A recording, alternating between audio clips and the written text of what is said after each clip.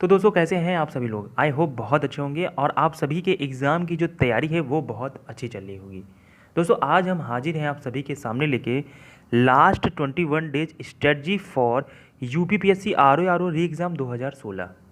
ठीक है, हम सभी को पता है कि 2016 में जो हमने आर ओ का फॉर्म फिल किया था उसका एग्ज़ाम है 13 सितंबर को। और आज तारीख कितनी है, अगर मैं जब ये वीडियो शूट कर रहा हूँ तो 21 अगस्त। तो अप्रॉक्सीमेटली अगर हम देखें तो हमारे पास 21-22 दिन का समय है। मैं 21 दिन मान के चलता हूँ, ठीक है।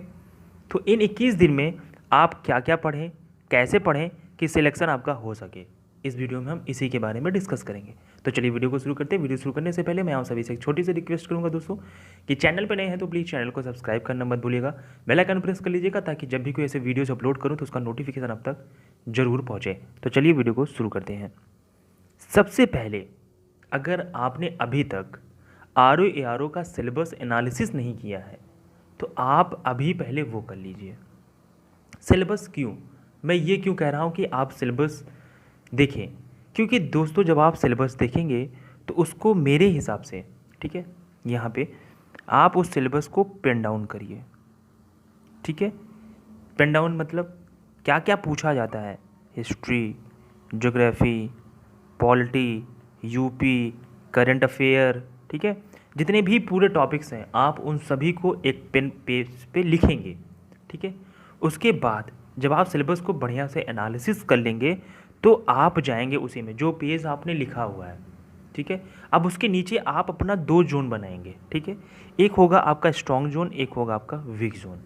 आप पेज पे दूसरे मतलब साइड में आप ऐसे एक लाइन ड्रॉ करेंगे, यहाँ पे लिखेंगे स्ट्रॉन्ग जोन, यहाँ पे लिखेंगे वीक जोन, यानी कि आपका कौन सा सब्जेक्ट स्ट्रॉन्ग है और कौन सा सब्जेक्ट वीक है।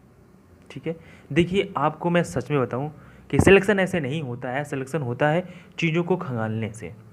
आपको क्या आता है ये ज़रूर पता होना चाहिए आपको, ठीक है, और क्या नहीं आता है ये भी पता होना चाहिए। ठीक, तो जब आपको पता चलेगा कि भैया आपका वीक जोन है सपोज दैट पॉलिटी, ठीक है, तो पॉलिटी में अब आप पूरा पॉलिटी तो पढ़ नहीं पाएंगे क्योंकि आपके पास समय कम है। और आपको पता है कि आपका जो स्ट्रॉन्ग जोन है वो है ज्योग्राफी, तो आप ज्योग्राफी को अच्छे से रिवाइज करिएगा। पॉलिटी में क्या करिएगा कि प्रीवियस ईयर के जो कुछ क्वेश्चंस हैं उनको ज़रूर पढ़ लीजिएगा। जैसे कि अगर हम बात करें प्रेसिडेंट की एज कितनी है, ठीक है, राज्यपाल को देख लिया, सारे संसद देख लिया, ठीक है, न्यायपालिका देख लिया, इन सब चीज़ों को थोड़ा सा हम देख के तब जाएंगे। ठीक, तो इसी तरीके से आपको अपनी स्ट्रेटजी बनानी पड़ेगी। हर इंसान का अपना एक अलग अलग क्राइटेरिया होता है, किसी को ज्योग्राफी आती है तो किसी को पॉलिटी आती है, किसी को यूपी आता है। आपको ये सब चीज़ें पता करनी पड़ेंगी। उसको पता करने के लिए पहले आपको सिलेबस देखना होगा, सिलेबस के बाद आप ये चीज़ें ज़रूर देखिएगा। ठीक है, चलिए आगे देखते हैं दोस्तों। उसके बाद हम सभी को पता है कि ये एग्ज़ाम ऐसा है जहाँ पे हिंदी का वेटेज बहुत अच्छा खासा होगा। ठीक है, अगर हम बात करें हिंदी का तो यहाँ पे हिंदी जो आएगी वो 60 मार्क्स की आएगी। जब हम सभी को पता है कि हिंदी जो है वो 60 नंबर की है तो हमें जो फोकस होना चाहिए वो भी हिंदी पे ही होना चाहिए ज़्यादा से ज़्यादा। क्यों? क्योंकि यहाँ से हम नंबर गेन कर सकते हैं। ठीक है, यहाँ से हम नंबर गेन कर सकते हैं। अगर 60 मार्क्स का है तो अगर हम थोड़ा सा ध्यान दें, अभी भी हमारे पास 20-21 दिन हैं और इन 20-21 दिन में क्योंकि हमें पता है कि हिंदी से सिर्फ 6 टॉपिक पूछे जाएंगे। ठीक है, और अगर हम एक टॉपिक को 3 दिन भी पढ़ें तो भी हमारे पास लास्ट में 2 दिन बचेगा पूरा चीज़ रिवाइज करने का। तो आप चाहो तो हिंदी को हर मतलब 2 दिन में उसको रिवाइज करना है, मतलब 2 दिन आपको एक टॉपिक ख़त्म करना है, अगले दिन उसको रिवाइज करना है। 3 दिन में ऐसे बांट सकते हैं। अगर आपको लगता है कि आप और स्ट्रांग है तो 6 टॉपिक पर डे 6 टॉपिक पढ़ते चलिए। ठीक है, जैसे आपको सूटेबल लगे, लेकिन आपको दोस्तों फोकस करना पड़ेगा हिंदी के टॉपिक पे। ठीक है, और आपको टारगेट जैसे हमने आपको बताया कि तद्भव तत्सम हमने आपको पढ़ाया, हमने आपको पर्यायवाची पढ़ाया, हमने आपको विलोम पढ़ाया, व्यूज़ नहीं आ रहे थे इसलिए हमें बंद करना पड़ा। ठीक है, नहीं तो हम आगे भी वो स्टार्ट रखते हैं और आपको काफ़ी चीज़ें हेल्प कराते हैं। ठीक, फिलहाल आपको हिंदी पे फोकस करना है। अप्रॉक्सीमेटली 50+ मार्क्स यहाँ पे गेन करने हैं आपको, क्योंकि यही आपका मेरिट उठाएगा। ठीक है, तो हिंदी पे आपको स्पेशली फोकस करना है। अब हम यहाँ पे बात करेंगे कुछ ऐसे इम्पॉर्टेंट टॉपिक्स के बारे में जो कि आपको ज़रूर देखने चाहिए इस एग्ज़ाम के दौरान। सबसे पहला आप सभी को विशेष ध्यान देना है दोस्तों जनगणना पे। ठीक है, जनगणना वो यूपी की भी और इंडिया की भी, ठीक है। ये दोनों आपको पढ़ना होगा, बढ़िया से पढ़ना होगा, ठीक है। अगर आप लोगों की डिमांड रहेगी तो मैं सेंसस पे वीडियो बना दूंगा। यहाँ पे जो विशेष ध्यान वाले टॉपिक हैं इन पे आपको वीडियोस हम प्रोवाइड कर देंगे, लेकिन ये सब टोटली डिपेंड करता है आप सभी के कमेंट पे, आप सभी के व्यूज़, मतलब जो वीडियोज़ पे व्यूज आएंगे, ठीक है। तो आप जनगणना में यूपी और इंडिया अपने से ही ध्यान दीजिएगा, अगर हम मतलब आप लोग नहीं कहते हैं तो अपने से ही ध्यान दीजिएगा, ठीक है। उसके बाद आर्थिक सर्वे, ठीक है, यूपी का भी और भारत का भी, ठीक है। यहाँ पे फिर बजट आपको देखना है, ठीक है दोस्तों। बजट किसका?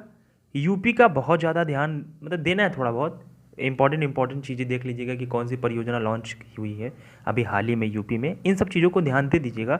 लेकिन भारत का बजट, ठीक है, इंडिया का बजट आपको बहुत अच्छे से पढ़ना है, क्योंकि इकोनॉमिक्स में यहाँ से क्वेश्चंस पुटअप हो जाते हैं, ठीक है।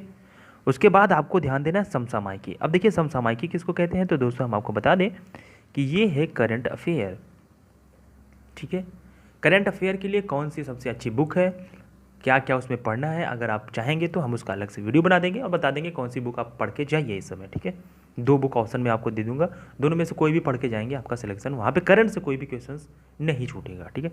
तो आपको समसामयिकी पे भी ध्यान देना है, क्योंकि मैं कई बार कह चुका हूँ कोई एग्ज़ाम जिसमें करंट अफेयर पूछा जाता है वहाँ पे करंट अफेयर अच्छे लेवल पे पूछा जाता है। अगर हम बात करें यहाँ पे 140 क्वेश्चंस में आपका कितना पूछा जाएगा समसामयिकी, तो मेरे दोस्त मिनिमम 14 क्वेश्चंस, 14-15 क्वेश्चंस तो आराम से पूछे जाएंगे आपके करंट अफेयर से। तो आपको विशेष ध्यान देना है इस पर, ठीक है। उसके बाद आपको ध्यान देना है क्योंकि ये पेपर जो है वो करवा रहा है यूपीपीएससी, ठीक है। हम सभी को पता है ये एग्ज़ाम यूपीपीएससी करवा रहा है, तो जाहिर सी बात है कि यूपी से एक क्वेश्चंस यहाँ पे पुटअप होने के चांसेस बनते हैं। देखिए अब आप ये मत कहिएगा कि सर पीसीएस में तो बहुत कम क्वेश्चंस पूछे गए थे, ऐसे है ऐसा है, तो इन सब चीज़ों को नहीं, आप अपना जोन बना के रखिएगा कि अगर यूपी से क्वेश्चंस पुटअप होते हैं तो वो छूटने ना पाए, ठीक है। तो यूपी के भी कुछ क्वेश्चंस आप प्रीवियस ईयर के क्वेश्चंस, या एक बुक है मतलब आप जानते हैं सभी की परीक्षा मंथन की, ऐसे बहुत सारी यूपी की बुक आती हैं, आप एक बार में उनको देख लीजिएगा, ठीक है। अब अगला जो इंपॉर्टेंट है दोस्तों वो है कि पिछले वर्ष के प्रश्न भी आप ध्यान देंगे। कैसे ध्यान देंगे? यहाँ पे मैं बात हिंदी की नहीं करूँगा, मैं बात करूँगा जीएस की। 140 क्वेश्चन है अगर जीएस से, तो हम सभी को पता है कि यहाँ पे मैथ से भी कुछ क्वेश्चंस होंगे और कुछ क्वेश्चंस रीजनिंग से भी होंगे, ठीक है। तो आप सभी जिनकी मैथ और रीजनिंग स्ट्रांग है, जिनको लगता है कि वो काफ़ी क्वेश्चंस अटेम्प्ट कर सकते हैं मैथ और रीजनिंग से, तो वो आराम से इन पे देखें कि वो कौन कौन से टॉपिक से पूछे गए हैं। मैथ में देख लिया कि बहुलक से था, समांतर माध्य से था, कि प्रॉफिट एंड लॉस से था, कि कंपाउंड इंटरेस्ट, सिंपल इंटरेस्ट से था, जिस भी टॉपिक से रहा हो आप मैथ में वो सारे टॉपिक रिवाइज कर लीजिए, ठीक है। रीजनिंग की अगर हम बात करें तो आप देखिए कि पिछले जो सालों में कुछ क्वेश्चंस पूछे गए थे वो कहाँ से पूछे गए थे, तो इससे आपको एक आइडिया मिल जाएगा और आप उन प्रश्नों पे अच्छे से प्रैक्टिस कर लेंगे। देखिए मैथ और रीजनिंग जिनकी स्ट्रांग है उनके लिए ये प्लस पॉइंट होगा, वो यहाँ पे नंबर गेन करेंगे अच्छा सा, ठीक है। तो आपको भी इन चीज़ों को ध्यान देना है। अब सपोज दैट बहुत से कैंडिडेट ऐसे होंगे जिनकी मैथ स्ट्रांग नहीं होगी, लेकिन इतना तो स्ट्रांग होगा, इतना तो होगा ही ना कि चीज़ें समझ में आती हैं।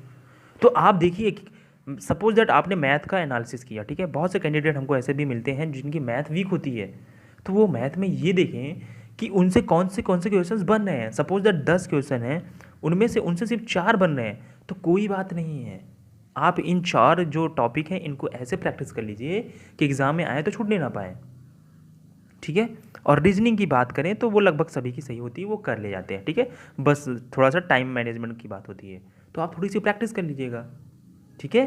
पिछले वर्ष के प्रश्नों के लिए आपको बहुत ज़्यादा ध्यान देना है, ठीक। उसके बाद मॉडल पेपर की अगर हम बात करें तो आपको ये ज़रूर सॉल्व करना चाहिए। मैंने करीब 16 प्रैक्टिस सेट आपको फ्री ऑफ कॉस्ट प्रोवाइड किया था अपने चैनल पे, टेलीग्राम पे, तो अगर आपने वो डाउनलोड नहीं किया तो वो डाउनलोड करिए, पर डे एक पेपर दीजिए, OMR पे दीजिएगा पेपर। मैं फिर से कहना चाहूँगा कि आप OMR एक निकलवा लीजिए, फिर उसकी फ़ोटोकॉपी करवा लीजिएगा, फिर प्रैक्टिस जो आप करिएगा मॉडल पेपर की वो OMR पे करिएगा, ठीक है। बहुत से कैंडिडेट ऐसे होते हैं कि एग्ज़ाम पीरियड में वो काला करने में भी बहुत समय ले लेते हैं, या फिर जहाँ पे कैंडिडेट नाम है वहाँ पे कुछ और नाम फिल कर देते हैं। इन सब चीज़ों पे आप पहले से ही प्रैक्टिस कर लीजिएगा दोस्त। बहुत से कैंडिडेट ऐसे जो जिनके सिलेक्शन हो सकता है वो कॉमन मिस्टेक करके चले आते हैं। ये सब ज़रूरी चीज़ें हैं, आपको ध्यान देनी होगी, ठीक है। बाकी हम एक वीडियो अलग से बनाएंगे जिसमें बहुत स्पेशल चीज़ों पे हम आप यहाँ पे बात करेंगे, क्योंकि यहाँ पे चल रही है पैंडेमिक। इस पैंडेमिक में अगर आप पेपर देने जा रहे हैं तो आपको बहुत सी चीज़ों का ध्यान रखना होगा, ठीक है। तो वीडियो कैसा लगा प्लीज़ हमें कमेंट करके बताइएगा। देखने के लिए आपका बहुत बहुत शुक्रिया। प्लीज़ इसको शेयर करिएगा अपने दोस्तों तक, और चैनल पर नए हैं तो चैनल को सब्सक्राइब करना मत भूलिएगा, ठीक है। तो इस वीडियो में इतना ही बात करेंगे। वीडियो देखने का बहुत बहुत शुक्रिया, धन्यवाद।